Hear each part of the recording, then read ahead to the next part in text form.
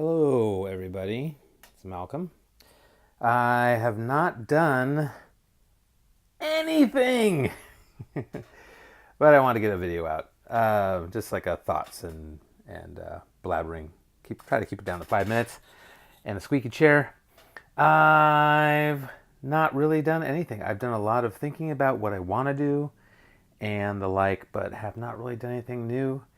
I did get another Outland, I think it's Outland Models, Chinese company. They do some really nice work. It's super uh, frugal on the finance side. They're not that much, and they're really good models. They're just really solid. They're super solid. This guy, I glued the windows in. I'm sorry, this guy right here. I glued the windows in, and everything else went together, just snapping it together. Same with this one. I think I covered this one another time. Here we go. This guy, where my finger? This guy right there. um, again, went together very, very easily. Super solid plastic. I took the front face off and painted it red just to give it some variation. But yeah, it's like a super solid piece. And you do get some kind of rivet marks here. That's where the pegs go to put it together.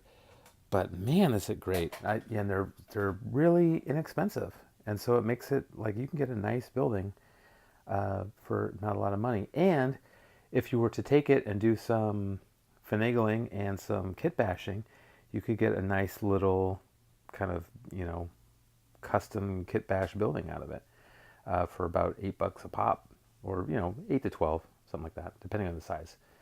So that's great. I kind of look at it like it's not as modular as, let's say, who makes this one? This top part here was made by, I think, Green. I have to look that up. Maybe I'll put something in the notes. Those are really great. They come in brown or I think gray. I'm not 100% sure. This little top piece here, right there, and then this is I think that's a Kato, maybe a Tomitech. But these are very modular, so they're made to get like a bunch of them and put them all together and build buildings. It was tricky. It was a little tricky on those, but it worked out pretty well. So yeah, not a whole lot going on. I'm not buying a whole lot. I'm still in a hobby freeze as far as money goes. So what I'm trying to do is make do with what I have at the moment. And if you're like me and like so many other people in the hobby, you have a bunch of these parts and bits and whatnot all over the place, and you're just kind of making use of those and kind of tying some stuff up. What I want to do is I want to get some more road marking work done. And again, using a lot of the pieces that I have. Like, let me see if I can, I hate this squeaky chair. But like boxes like this, right? So I have, just to show you my process here with all this junk, because this is fun for everybody, isn't it? But I have one of these. I think I got this at Michael's. It's the classic plastic compartment, storage tray thing. And I just have all my little bits in here, right? So tree bits, these bits. And so these are all going to go on the layout. People bits, crossing bits. And then I have all this stuff that I've acquired, signage and other like road crossings and the like. And so the idea is that I just start diving in and doing more of these little scenes that I love, with all these little bits and bobs. Start putting in lighting, even though it's going to be fake lighting because I'm not a lighting guy. All the signage, all the street signs, all that kind of jazz, and kind of just start detailing. And also addressing things like, move my stuff here, but like stuff like this area, and this kind of crap that I hate. Uh, this kind of crap that I hate. Essentially, what's going to happen is I've done it in other places in the layout, but take a piece of styrene and kind of make a road that comes down, and just kind of tidy up a lot of that kind of stuff. And again, no bare wood, none of this. This is unacceptable. Getting back on my stool, addressing this area in the back where it's like there's bare wood here, here, and you can see where my reach stopped for my scenic material, scenic all the way back there, and just get all that stuff dialed in, scenicking, fixing all this crap up. It just makes me crazy every time I take a photograph, and I'll have like a nice scene, and then I'll have like this bit like this, where it's like, that's not right. This is awful. So I'm in that mode now. But part of that mode is actually making time to get down here and address stuff. Like this stuff. I think I've talked in like about 4 videos now. It's just like, I gotta fix that. So I'll be doing that.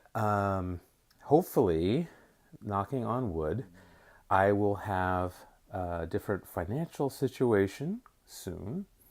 I won't bore you with details. But once that starts, then I'll do an inventory and just start hitting hobby shops and grabbing, this basic stuff. I'm done with buildings and the like, but getting the stuff to kind of complete the scenicking side of things.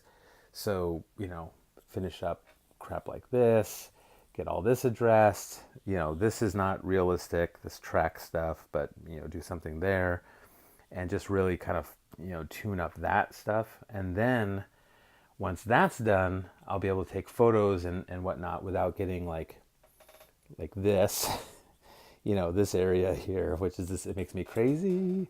So I'll finish all that up, and then I'll start like doing the super detailing stuff, which is what I really enjoy. And you get little things like this, police officers talking to people, doing community service, these things, people shopping, which I love. I'm trying to think of what I've done recently. I haven't really done a whole lot.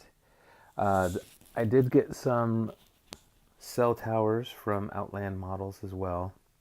Pretty good detail. Got to paint those up and place them around. But yeah, not a whole lot's going on because I just have not been feeling it. And I think that most hobby people have these moments where they're just not feeling it. And I just sit there and go, yeah, I could work on my hobby stuff right now, but I don't want to. And I look at other people's hobby stuff. I get ideas and things. So you keep it moving that way. And it's a lot easier to just sit and view something on YouTube rather than actually doing things. But yeah, I hope to get some work done this summer. I like to get kind of this area dialed in, this weird industrial area, stuff like guardrails and street markings. And I got that white piece there is like a piece of styrene that needs to actually come down into a road and just figure out this whole area, this whole situation. So we'll see about that. This was really sloppy, this street markings thing. I like it a lot better with the cars in there because you don't see as much of the street markings. But I was having a tough time. I was using these Gundam markers and trying to draw these lines, and the Gundam marker is not flowing properly, and I was just getting so angry. And then somebody online on one of the Facebook groups, N-Scale Modelers or Model Rail Radio, said, oh, what you do is you get a piece of styrene, you paint the piece, the edge of it, and you cut it to fit. So if you want this much space covered in a line, you cut the styrene to fit, you paint the edge, and then you use it like a stamp. So that's one way to do it. You could also do it like a rubber stamp with like a piece of actual rubber. And I'm like, that's the thing. That's going to be a good thing for some of this pattern stuff I need to do. I'm thinking about for street markings, and this has gone way over 5 minutes, but for street markings, I was using this transfer stuff, which I actually really like. Once you get it down and you're like, oh, I get it. I get how this works. It works pretty well. I did it here as well. But what I'm running into, again, is like, oh, now I have all these transfers. It comes in a sheet. Do I have one here handy? Wouldn't that be awesome if I did? And I do. Look at that. So TGW puts this out, material for model scenery. And there are these great street markings, and they're rub-on, right? But what do you notice about this? It's all in Japanese. I can't read it. I don't know. So, but, there's lots of sites that show, what markings should be in different places and the like. And so I've been starting to do that. I also have an app on my phone that translates markings, and that was really helpful because there's things like left turn only and stuff. And it's like, oh, I could figure that out. It may not be in the exact right spot, but, that's close enough. So that's been great.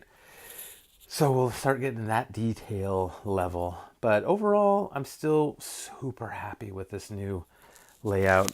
And I was looking back on some old photos, and even like my daughter wanted to run some trains, and I was like, well, I got to clean the track.